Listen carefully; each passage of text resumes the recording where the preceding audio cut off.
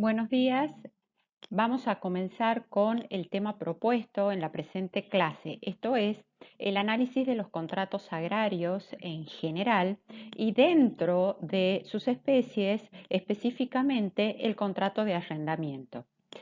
La primera aclaración que por lo general se observa cuando rinden ya sea de manera escrita o bien de manera verbal. Lo importante, más allá de la legislación vigente, es que ustedes sepan identificar, analizar, poner el acento en la importancia de las causas que motivaron el dictado de una legislación específica en materia de arrendamientos y aparcerías rurales. Asimismo, les aclaro que en relación al estudio de la ley que actualmente rige el contrato de arrendamiento como el contrato de aparcería, en la presente clase voy a hacer mención en general a los aspectos salientes de la legislación vigente y esto implica que ustedes tengan que completar esta guía con la bibliografía recomendada. Asimismo, considero interesante e importante que ustedes pongan el acento en la evolución que llevó al desprendimiento del contrato de arrendamiento como figura típica de su género, el contrato de locación, cómo se encuentra previsto o no en el Código de Vélez y la incidencia de las disposiciones del Código Civil y Comercial respecto de este tipo contractual. Muchas gracias.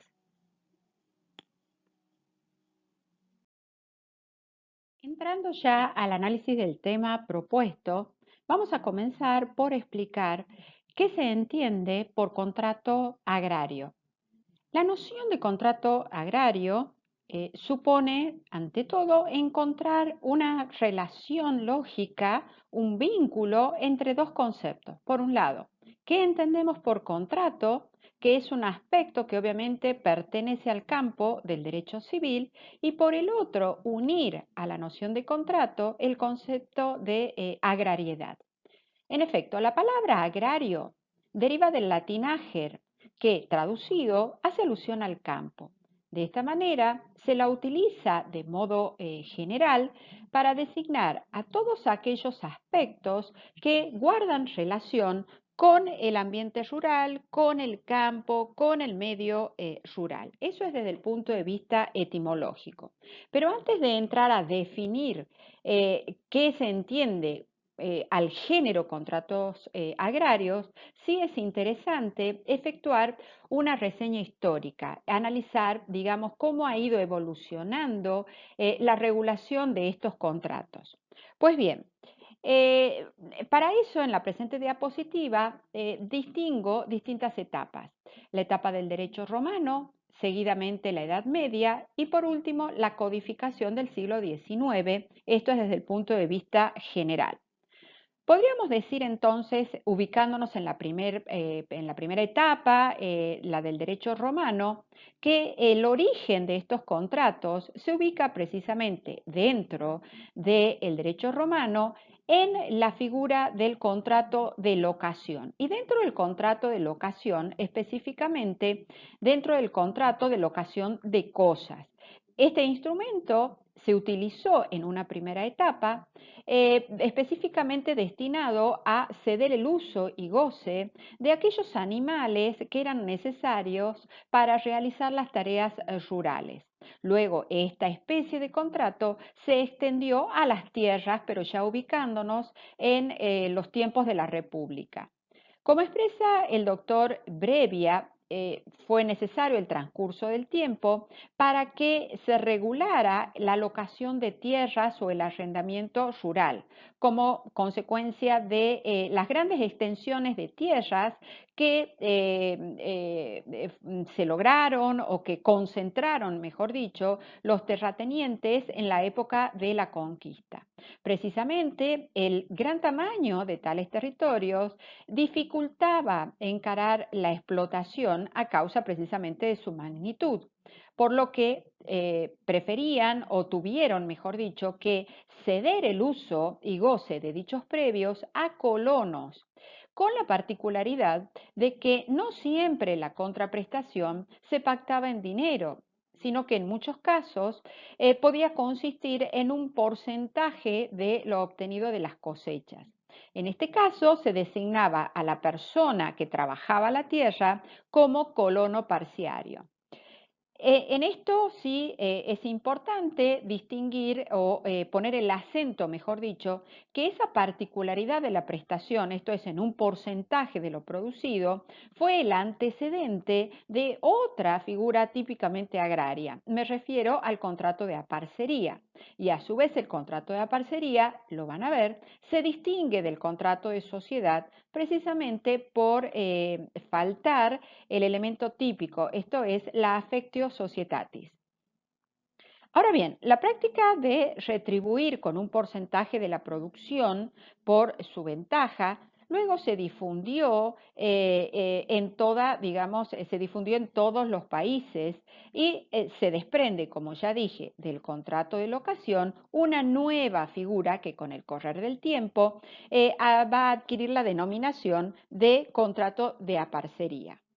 Ahora bien, pasando a al segundo periodo histórico, ¿cómo se regulaban los contratos si es que se regulaban en la Edad Media?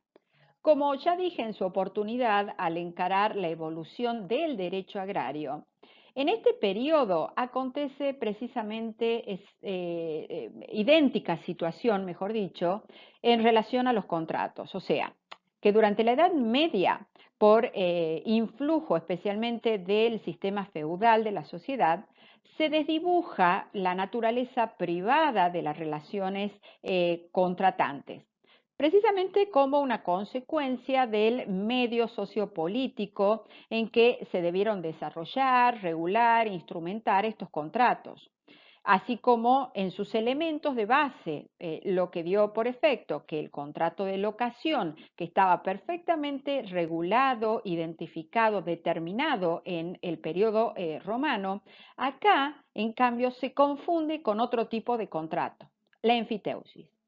No obstante, la locación de tierra, sin embargo, vuelve a aparecer durante un periodo posterior, durante el siglo XIX. Ahora bien, ¿qué pasaba precisamente en esta tercera etapa donde yo identifiqué o comprendí la codificación del siglo XIX? Pues bien, en estrecha, digamos, asociación con el derecho de propiedad, consagrado, como ya vimos en el Código francés del año 1804, la tierra era concebida principalmente como un instrumento de renta, esto es, como un bien destinado al uso y goce de su titular. Ese y otros códigos, digamos que replicaron esa misma importancia que se le dio a la Tierra dentro de la órbita de las facultades absolutas de su titular. Como consecuencia de ello, el contrato de locación no fue regulado de manera específica cuando tenía por objeto ceder el uso y goce de un predio rural, sino que independientemente del objeto, se le aplicaban a ese típico contrato agrario las disposiciones del género, esto es, del contrato de locación. Si nos trasladamos a nuestro país, la influencia que ejerció el Código Napoleón se hizo sentir en el Código de Vélez y esto determinó que ese cuerpo normativo no regulara de manera particular al contrato de arrendamiento rural. No obstante, podríamos decir que esta ausencia de normas particulares para el arrendamiento de predios rústicos se justificó porque en la época en que se preparaba el Código Civil no existía todavía la problemática del arrendatario toda vez que nuestro territorio era inmenso, se encontraba apenas poblado, faltaba manos de obra que trabajaran la tierra. Por otro lado, los métodos de laboreo eran muy simples y el rendimiento era muy lento y escaso. A su turno, las explotaciones, que eran principalmente ganaderas, eran realizadas directamente por el propietario de la tierra con la colaboración de los peones asalariados. Ahora bien, fue necesario la concurrencia de una serie de causas que van a determinar la necesidad de legislar, de regular específicamente el contrato de arrendamiento rural, ya con una legislación que podríamos decir separada del Código Civil. ¿Y cuáles son esas causas? Pues bien, la inmigración, que también a su turno ya vimos determinó el nacimiento del derecho agrario como rama jurídica autónoma, la tecnificación del campo y el comercio internacional. Esos factores, a su turno, determinaron el nacimiento de una serie de problemas de todo tipo, problemas económicos, sociales, culturales, que necesariamente desembocaron en la sanción de una legislación específica que en un primer momento tuvo por finalidad proteger a la familia agraria, a la persona que trabajaba la tierra y que en ese momento era considerada como la parte económicamente más débil. O sea, en síntesis, luego de producida la Primera Guerra Mundial, a raíz de los problemas que se produjeron luego de este acontecimiento, el régimen general de la ley civil se mostró totalmente inadecuado para resolver los problemas generados en el ámbito económico y social, como ya les anticipé.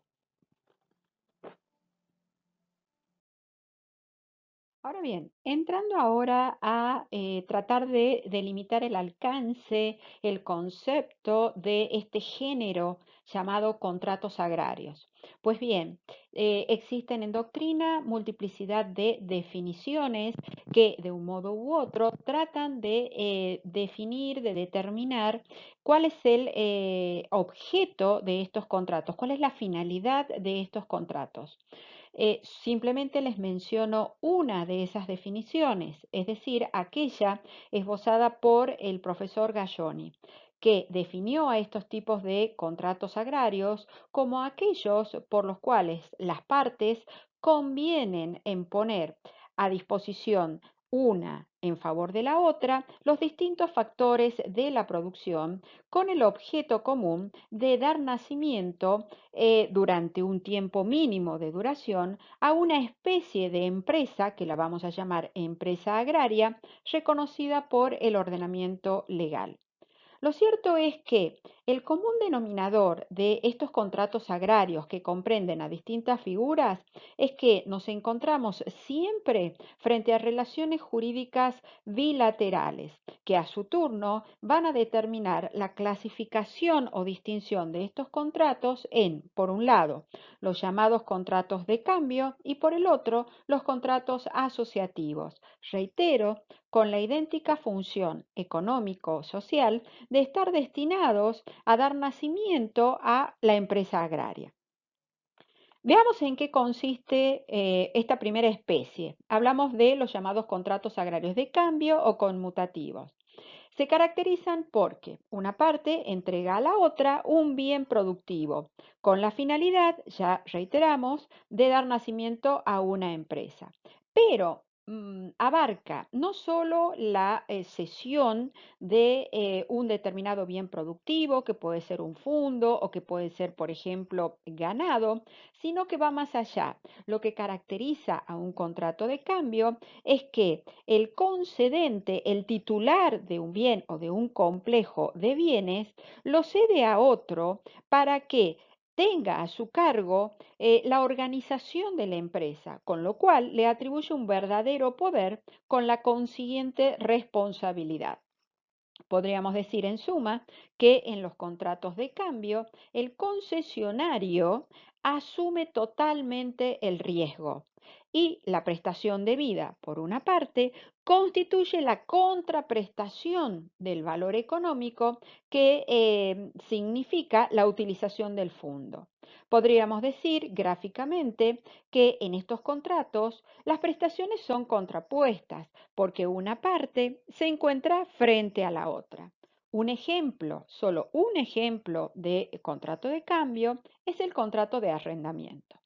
A su turno, los contratos de naturaleza asociativa, en cambio, se caracterizan porque las prestaciones son convergentes. ¿Para qué? Para dar nacimiento a una empresa agraria. Esa empresa es de interés para ambas partes y una está al lado de la otra. Dicho de otro modo, en estos contratos, la prestación debida no lo es en función de una contraprestación, sino que podríamos decir que ambas partes cooperan en la organización de los distintos factores de la producción, esto es, tierra, capital y trabajo, y que por supuesto puede asumir distintas formas según los aportes que cada parte realiza. O sea, reitero, acá las partes colaboran, participan en la empresa, ya sea aportando una el capital y la otra parte, perdón, el trabajo. Y eso a su vez, esa colaboración se va a traducir a su turno en cómo se van a distribuir los frutos, productos o utilidades y además en cómo van a asumir cada una de las partes los riesgos pertinentes. Pues bien, a su turno, ya definidos los contratos agrarios, veamos en qué se distinguen de los contratos en general o de otros tipos de contratos. Podríamos decir que los contratos agrarios presentan, tal como se encuentra expuesta en la diapositiva, las siguientes características. En primer lugar, guardan o tienen una finalidad productiva común que trasciende lo meramente económico, sino que va más allá para involucrar lo social en cuanto, digamos que exteriorizan, reflejan la distribución de la población, también reflejan el modo de vida de aquellos que celebran este tipo de contratos, que va más allá obviamente de las partes. Por eso decimos que, reitero, persiguen una finalidad productiva común, que tienen una trascendencia no solo económica, sino también social y cultural.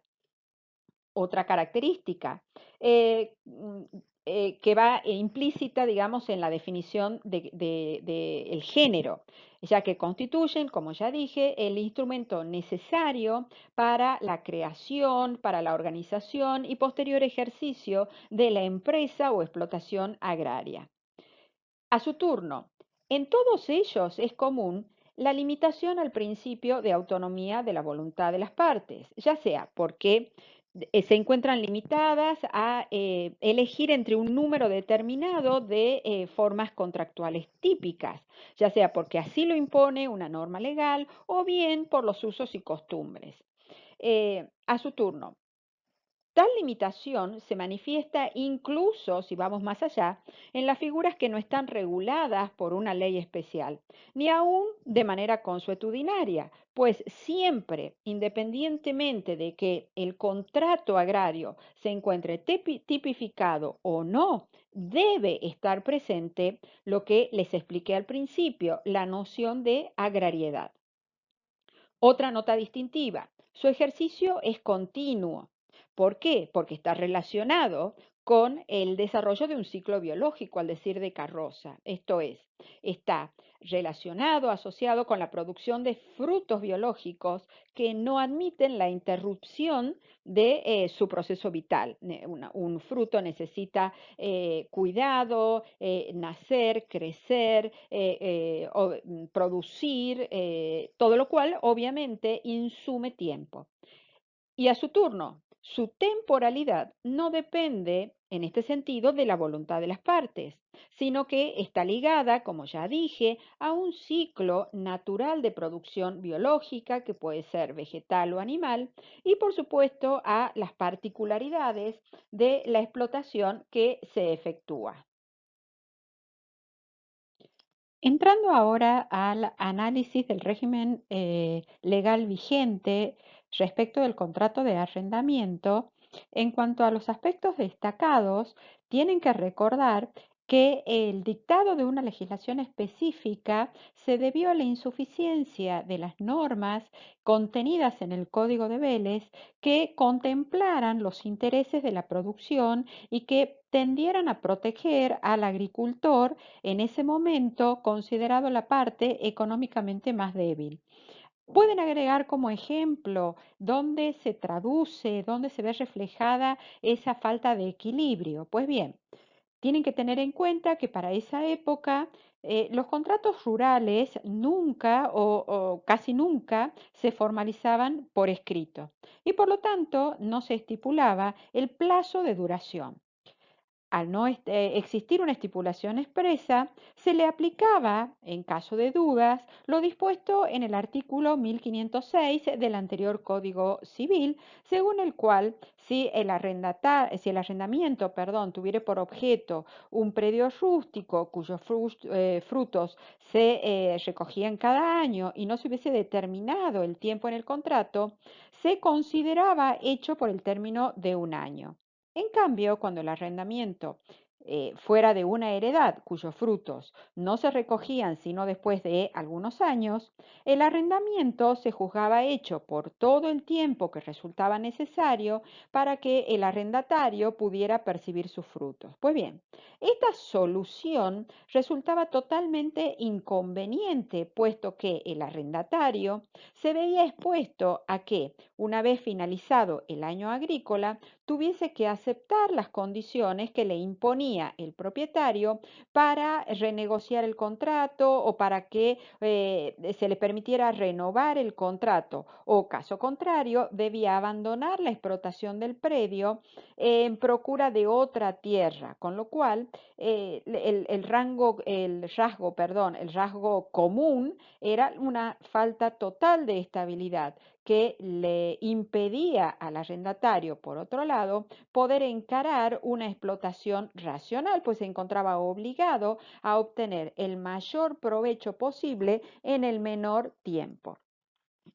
A fin entonces de salvar esas injusticias, ese desequilibrio, es que se sancionó una legislación específica que comenzó con el dictado de la primera ley especial de arrendamientos y de predios rústicos en el año 1921. Esto es la ley 11.170, que luego fue reemplazada en el año 1932 por la ley 11.627, la que a su vez fue abrogada por la ley hoy vigente, sancionada en el año 1948, esto es la ley 13.246, que fue a su turno modificada en el año 1980 mediante la ley 22.298 y que en líneas generales dicha reforma tuvo por finalidad dejar de lado la figura del arrendatario como la parte económicamente más débil y tratar de equilibrar a ambas partes en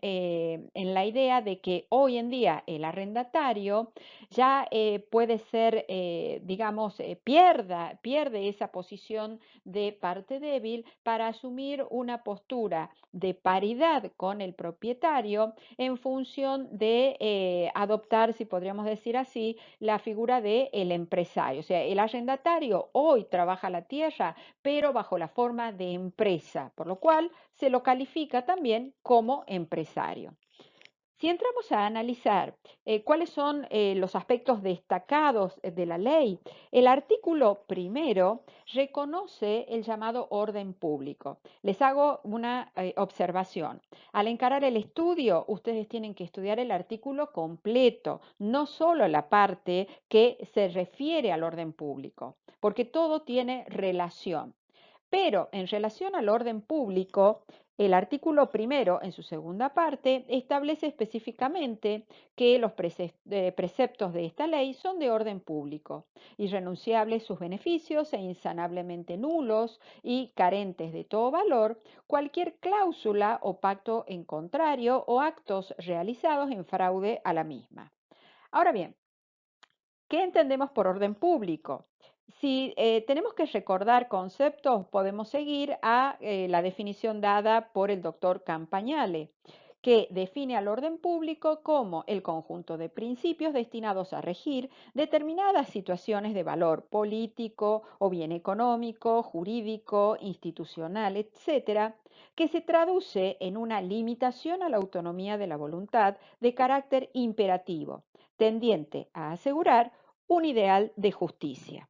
Ahora bien, ¿cuáles son los rasgos distintivos en materia de contratos agrarios de este orden público? ¿Cuál fue la finalidad que se tuvo en cuenta al momento de sancionarse la ley? Y por supuesto, idéntica finalidad hoy perdura con la modificación.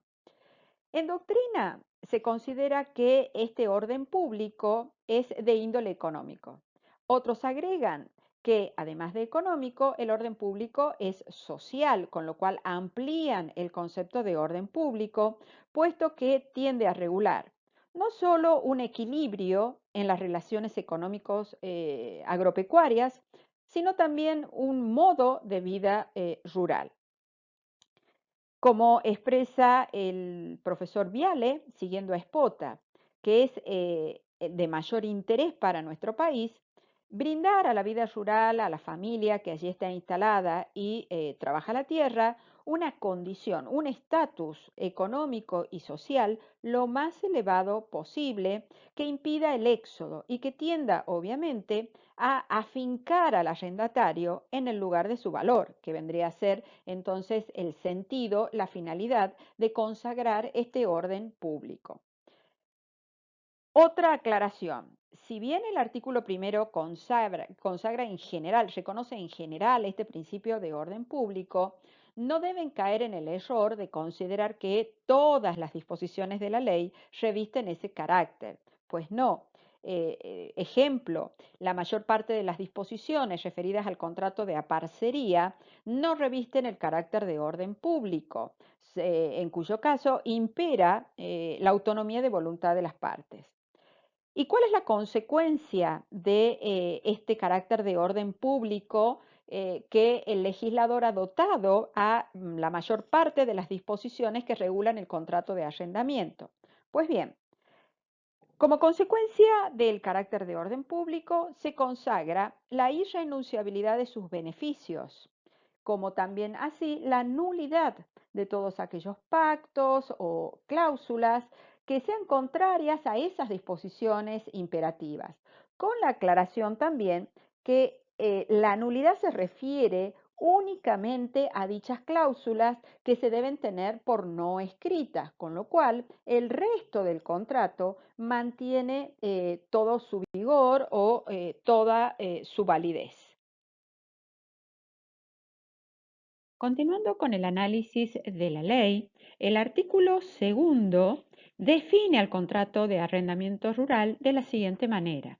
Habrá arrendamiento rural cuando una de las partes se obligue a conceder el uso y goce de un predio. En este caso, se llama o lo vamos a denominar arrendador.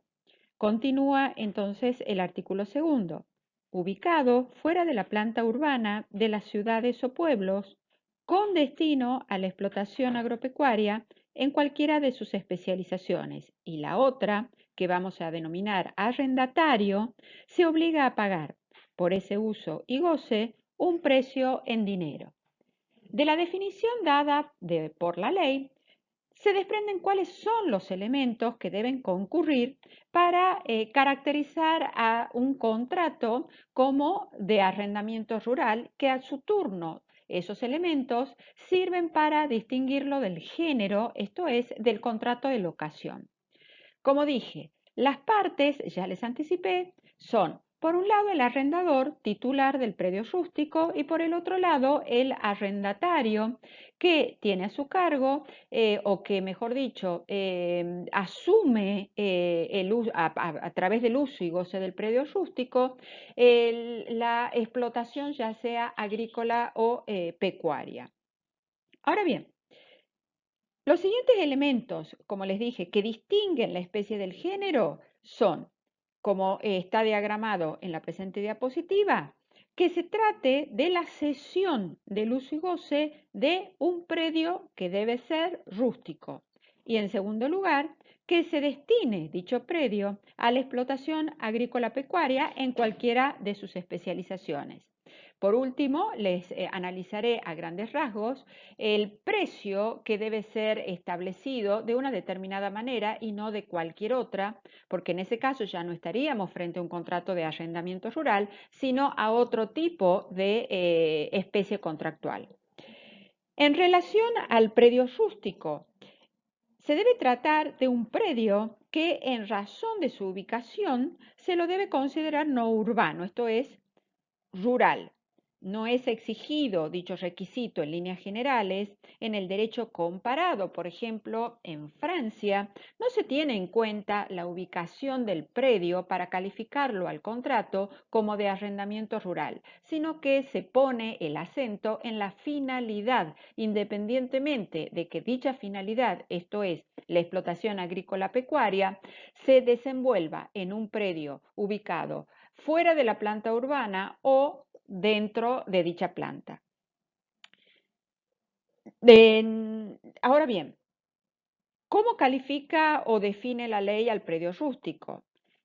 Si leen el contenido de la 13246, no surge de su articulado una definición de predio rústico, lo que sí se desprende de su reglamentación. En efecto, el artículo primero del decreto reglamentario establece que se debe considerar planta urbana de las ciudades o pueblos el núcleo de población donde existe edificación y cuyo fraccionamiento se encuentre efectivamente representado por manzanas y solares o lotes.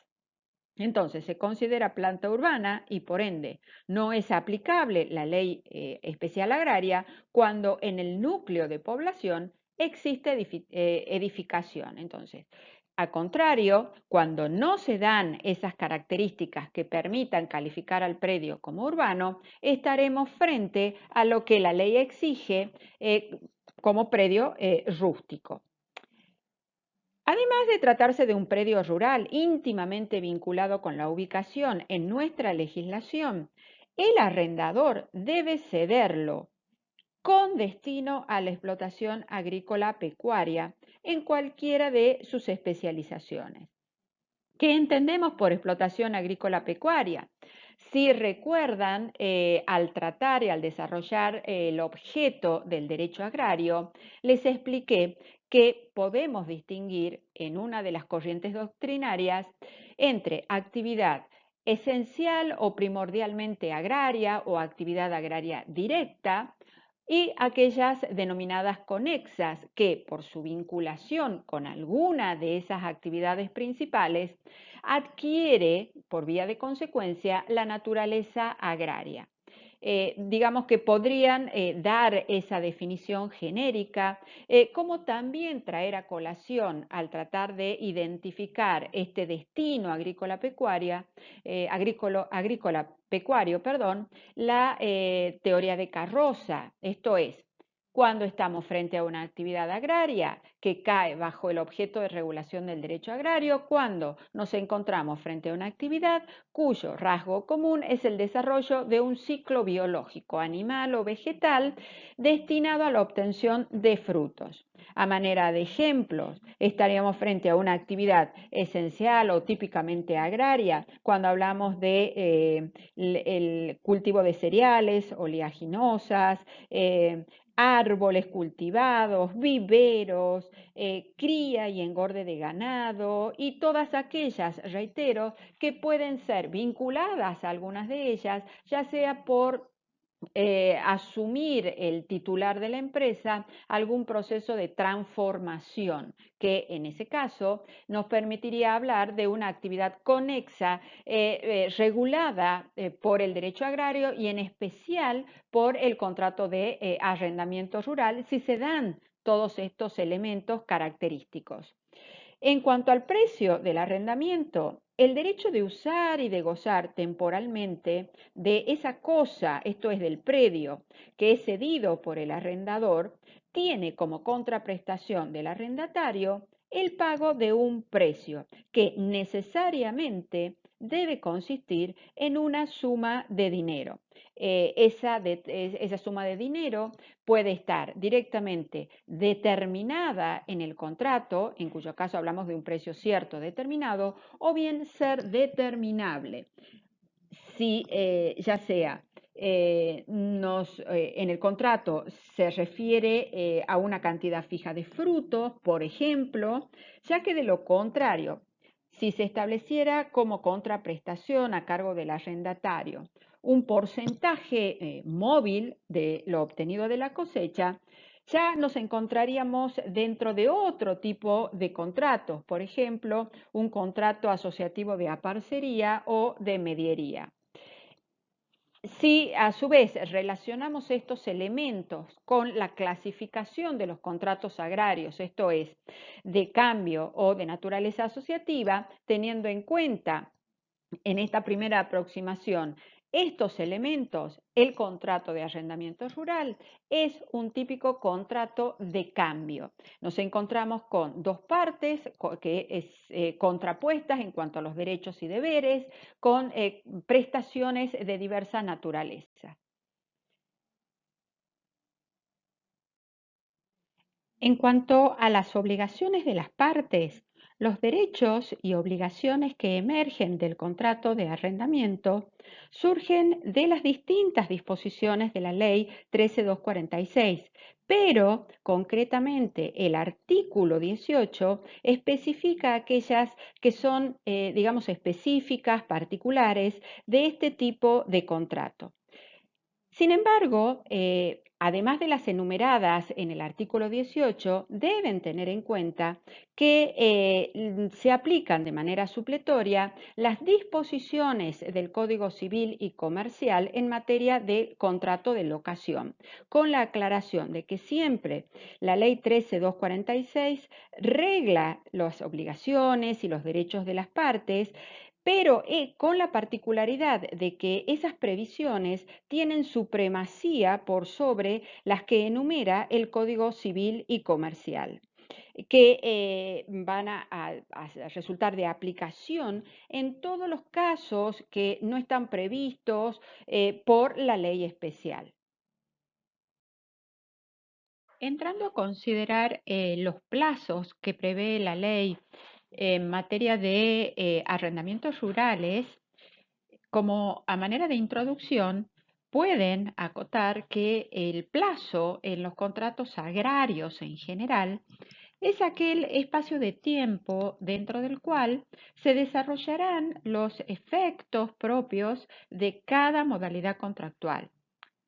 A diferencia del plazo civil, aún fijado por las partes, es importante que destaquen que el plazo que prevé la ley especial escapa de la voluntad de los contratantes desde que se tiene que fijar o establecer teniendo en consideración los ciclos climáticos o biológicos para el normal desarrollo de la explotación de que se trate. En relación a los plazos y ya entrando a analizar la normativa vigente, deben distinguir un plazo mínimo de duración del contrato de arrendamiento rural y un plazo máximo. Y en relación a este plazo máximo, las características de la normativa aplicable y la extensión de dicho plazo. La ley vigente, la 13246, con su modificación en relación al plazo mínimo, lo establece en el plazo de 3 años. ¿Cuál es la razón de ese plazo fijado? Pues bien, el legislador ha tenido como finalidad garantizar la estabilidad de la explotación agropecuaria. De esta manera, procurar un plazo acorde, ¿sí?, con los ciclos naturales. ¿Para qué? Para no desnaturalizar por vía de este elemento la esencia de tales contratos, esto es lo que ya vimos, su finalidad productiva. Y además, que es muy importante, haciendo una interpretación genérica o completa de la ley, lo que se busca es también eliminar el peligro propio de caer en una explotación irracional propio de los contratos a muy corto plazo. La característica de este plazo mínimo es que reviste el carácter de orden público y por lo tanto resulta obligatorio para ambas partes, teniendo en cuenta que de la terminología usada en la redacción de este artículo se emplea el verbo tendrán. Además de dicho artículo, se desprende la facultad de que tanto arrendador como arrendatario puedan convenir en el mismo instrumento una opción de prórroga a partir del vencimiento de dicho contrato. Entonces, sintetizando, plazo mínimo surge del texto expreso de la ley en el artículo 4. ¿Cuál es ese plazo mínimo de carácter obligatorio? 3 años. ¿Por qué el legislador lo fijó en ese término? Pues bien, para garantizar el desarrollo de un ciclo biológico y al mismo tiempo evitar una explotación irracional que a la larga va a desembocar en la afectación del suelo a través de procesos, por ejemplo, erosivos o de degradación. Entrando a considerar el plazo máximo, la ley 13246, tanto en su redacción originaria como en la modificación, no establece un plazo máximo determinado, por lo cual resultaba en su momento de aplicación, como lo es hoy con el Código Civil y Comercial, de aplicación supletoria las disposiciones contenidas en materia de contrato de locación. El plazo máximo que actualmente rige es el previsto en el artículo 1197, esto es, el contrato de arrendamiento rural por aplicación supletoria puede durar hasta 50 años. ¿Cuál es el sentido de la fijación de este plazo máximo? Pues bien, el legislador entiende que en muchas situaciones, como en el caso analizado, fijar un plazo menor no es suficiente a fin de que, específicamente enfocándonos en el contrato de arrendamiento, el arrendatario pueda recuperar lo invertido, teniendo en cuenta que hablamos de grandes inversiones, por lo que en muchas situaciones, entonces, fijar un plazo mayor no es suficiente para amortizar, para recuperar lo invertido.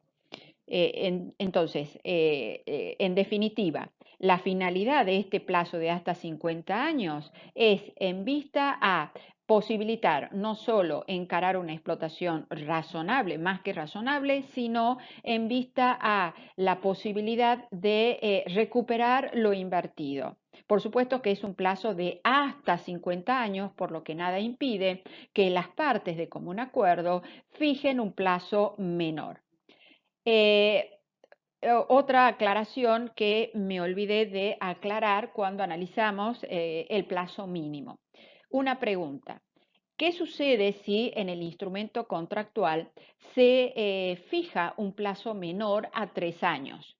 Pues bien, en ese caso el contrato no será calificado como de arrendamiento rural y por lo tanto amparado por las disposiciones de la ley vigente. Al ser un plazo menor y que no alcanza como para garantizar el desarrollo de un ciclo biológico, ese contrato entrará bajo el calificativo de accidental y al ser accidental, si bien no pierde la naturaleza de ser un contrato de locación, reitero, no se ve alcanzado por la ley 13.246, siendo regido en consecuencia por la normativa aplicable según los casos previstas dentro de los tipos del Código Civil y Comercial. Reitero, hablamos en ese caso del llamado contrato accidental que a su turno deberá reunir ciertas características que menciona la ley y que no me voy a extender por razones de tiempo.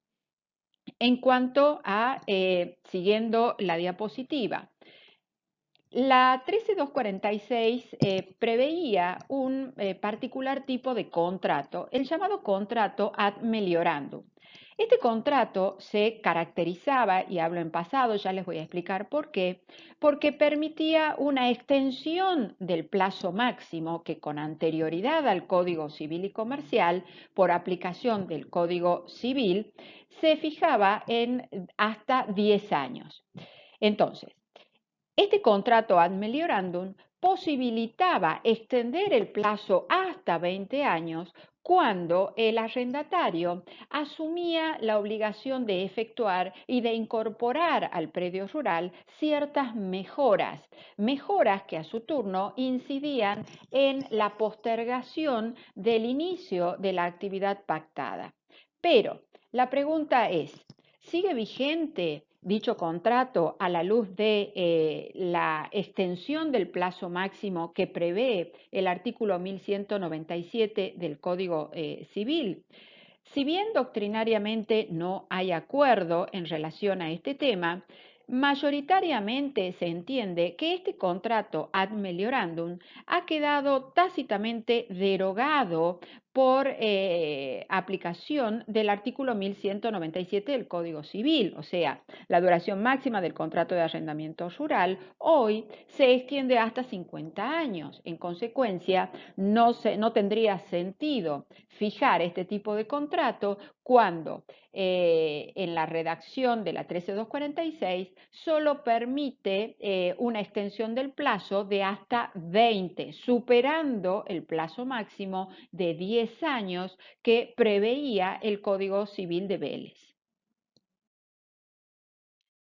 A manera de conclusión, luego de analizar los aspectos relevantes de la Ley 13.246 con su modificación, es importante que tengan en cuenta, relacionen la incidencia en el campo de lo agrario del Código Civil y Comercial.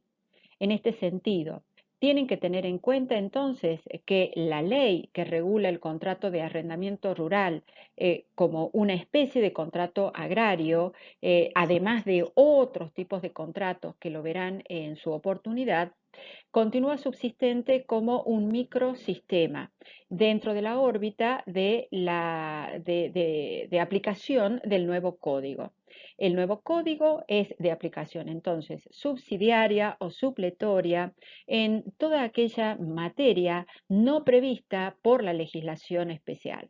A su turno, el nuevo código consagra o reconoce diversas disposiciones que tienen una directa implicancia o impacto en materia agraria en general y en particular en torno a los contratos agrarios. Ejemplo, ya les expliqué, la modificación respecto del plazo máximo de duración del contrato de arrendamiento que se extiende, ya vimos, a un plazo de hasta 50 años. Asimismo, es importante recalcar la nueva visión que reconoce el Código Civil y Comercial respecto de el titular encargado de llevar a cabo una explotación agrícola pecuaria. Y si lo miramos desde el punto de vista del arrendatario, ya deja de ser considerada como la parte económicamente más débil, sino que con una nueva perspectiva es catalogado o caracterizado como un verdadero empresario. De allí la obligación de llevar contabilidad. Y por último, considero importante que sobre la base de una interpretación armónica, los principios del Código Civil y Comercial que tienden a tutelar el medio ambiente resultan de aplicación a el campo propio del derecho agrario y en particular a los contratos que regula la 13.246. Muchas gracias.